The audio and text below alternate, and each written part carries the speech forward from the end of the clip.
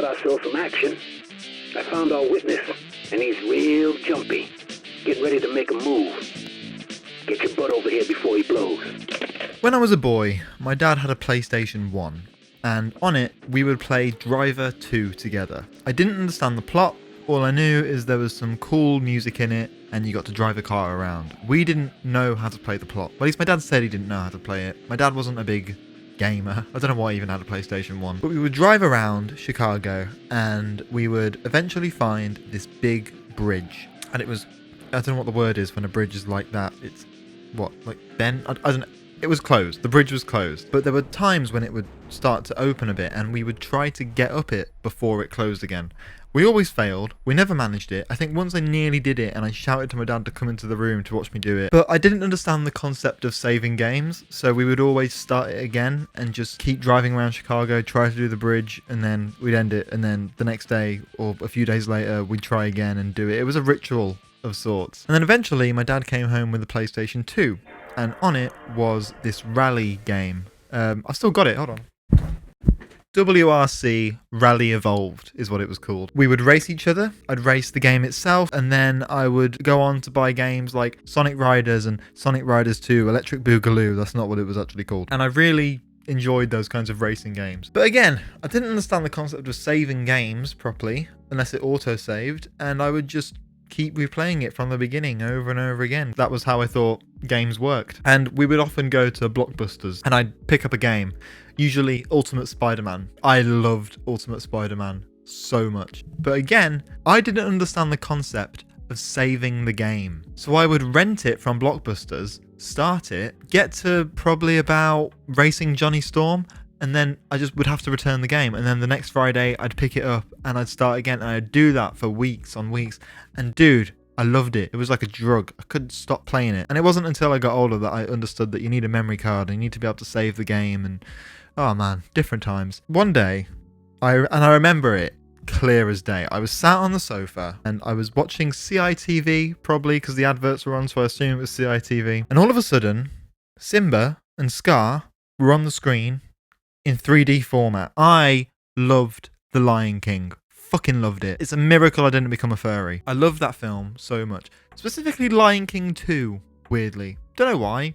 Just watched it all the time. And I remember my mom, she might have been ironing or doing some work. I can't remember what happened. But it came on the screen and she turned around to me and just went, well, you're going to be wanting that, aren't you? So I got the game. I got it. It was called Kingdom Hearts 2.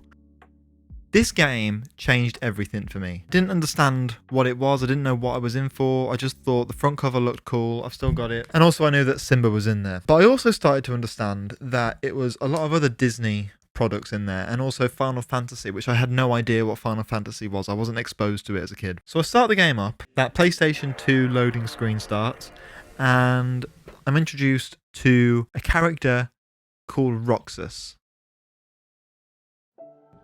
I've been to see him. He looks a lot like you. So it's true. You really are his nobody. I am me! Nobody else! See you again. I'm glad I got to meet you. And you play as this guy called Roxas, spiky hair. He's having these dreams, and he looks out the window, the camera pans, and he's in a place called Twilight Town. A train drives past. There's a clock tower in the distance, and this lovely melody starts playing. That music is ingrained into my head. I played the game and I did the tutorial, and I met Roxas's friends, Hayna, Pence, and Alette. And turns out somebody's been stealing photos to the point where they can't even say the word photos. They've stolen the word photos. Roxas eventually comes across this white nobody thing, and Roxas tries to fight it to no avail, and then suddenly his weapon turns into this giant key, which you later know as the Keyblade. I was enamored.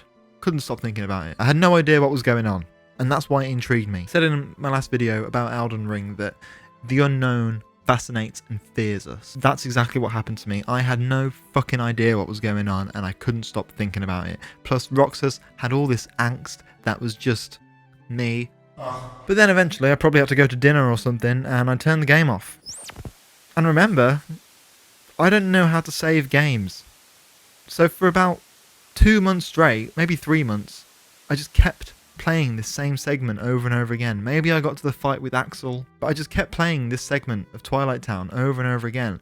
I'd wake up, it'd be day one, I'd have the dreams, I'd meet my friends, fight the nobody, and then I'd start again. I'd wake up, it'd be day one, I'd have the dreams, I'd meet my friends, fight the nobody, and I kept living this over and over again, to the point where Twilight Town was ingrained within me. I lived in Twilight Town. I loved Twilight Town. To this day, I sometimes listen to the Twilight Town theme tune just to relax me because it feels like home. Now, I'm not going to sit here and tell you that I had a bad childhood. I always had a roof over my head. I always had parents that loved me, even if they got divorced. They still loved me. I didn't really have many friends. I had friends, but I wasn't popular. I was quite weird. But what I will say is I grew up in a house where I had a dad who was very shouty and I was very uncomfortable around him. I had a mom who was very depressed, and I was the older brother of a sister, soon to be 2 sisters. It's 2 sisters now. I meant back then it was soon to be 2 sisters. And I didn't fit in school. I had a hard time. I'm sorry, you're not a therapist. And so going on to Kingdom Hearts 2 and entering Twilight Town, it made me feel at home. It made me feel comfortable. That music meant a lot to me. Roxas as a person meant a lot to me. I loved Roxas. And eventually I learned what the concept of saving video games was. So I played the game properly. Didn't have to keep starting it over and over again. I would think about Twilight Town a lot. I would think about Roxas. And I played that really long 4-hour intro. It probably took me longer than 4 hours to finish it, but I played the whole Twilight Town sequence, and eventually Roxas meets this guy called Diz after he learns that Twilight Town this entire time has been an illusion. This is the magic trick, huh? Illusion, Michael. Trick is something a whore does for money. It's been this data thing made to keep him, well, I thought at the time it was made to keep him sane, and it was made to, I didn't understand it properly. I'm not going to try and understand it here. If you're watching this video, I think you know what Twilight Town is and the concept of Kingdom Hearts 2. It's a complicated story. I'm not going to get into it the whole thing. But he meets a guy called Diz. He's the orchestrator of this whole illusion. And Roxas expresses this sheer hatred towards him. And Diz says, you should share some of that hatred with Sora. He is the other half of you after all. And Roxas is like, Is that supposed to be a joke? 'Cause I'm not laughing. I thought that line went so fucking hard as a kid. I would say it to myself. I would say it in an American accent and all.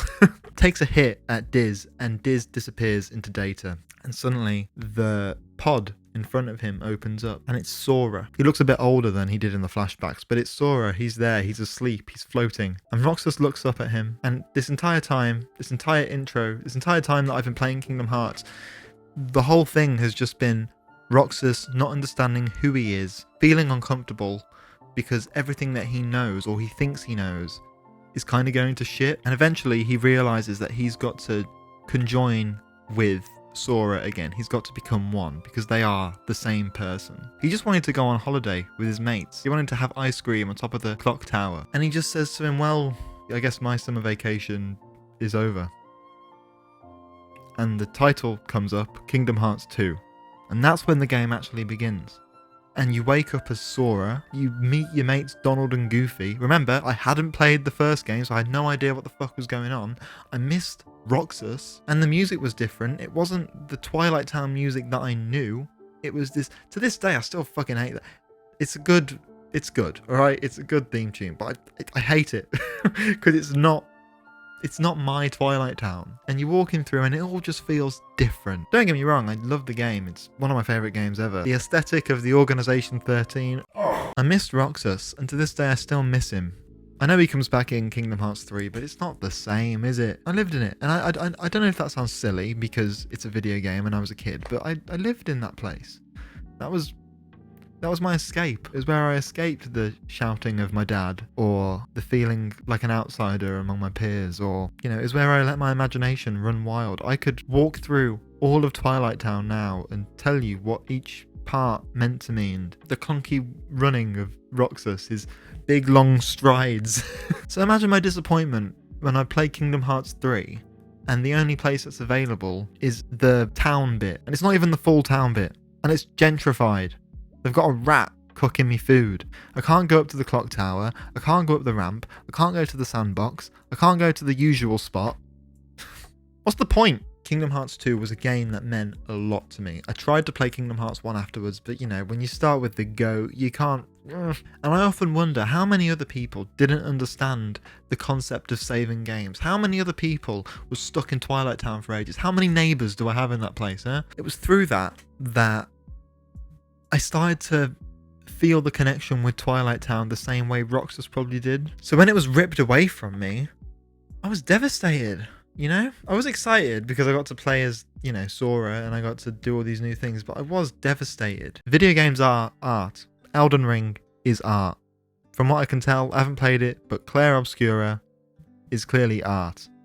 Final Fantasy VII is fucking art. Like, oh god, I could talk about Final Fantasy VII Crisis Core for ages. Shall I talk about that at some point? Yeah, I think I fucking will. Comment below what was a game that meant a lot to you, or if it was Kingdom Hearts 2 and you had the same kind of experience with Twilight Town, let me know. I'd fucking love to know. Like, subscribe, do all that stuff. Thanks for watching.